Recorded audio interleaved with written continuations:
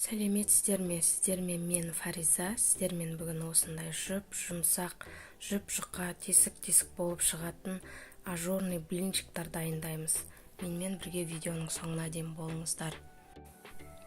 Ол үшін бізге керек болады жұмыртқа, қант, тұз, сода, сұйық май, қайнаған ыстық су, ұн және айран керек болады. Бірінші таза ыдысымызға жұмыртқамызды жарып салып аламыз. Сонан соң қантымызды салып және тұзымызды салып жақсылап араластырамыз.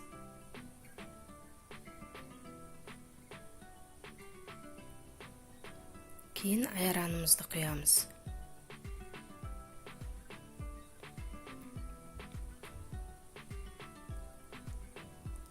Кейін ыстық суға содамызды салып жақсылап араластырып, массамызды қозғай отырып қосамыз.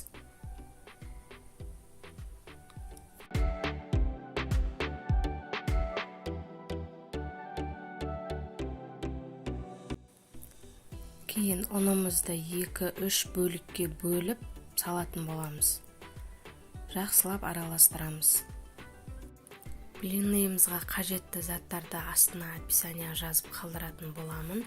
Сіздер өз қалауларыңыз бойынша мөлшерін азайтып немесе көбейтіп жасауларыңызға болады. Және үйде тұрып қалған айран немесе сүттерден де жасауға болады.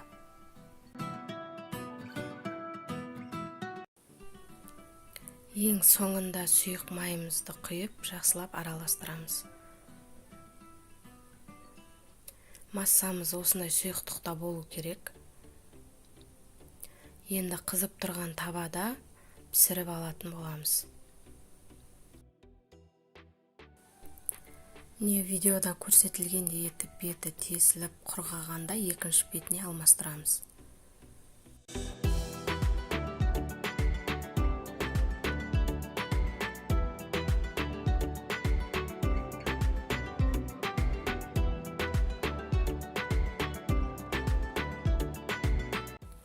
Достар, менің каналыма тіркелмеген болсаңыз, міндетті түрде тіркеліп алыңыз.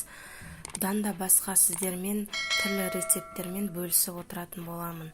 Және де достарыңызбен бөлісіп, менің каналымның дамуына үлесіңізді қосып отырыңыз.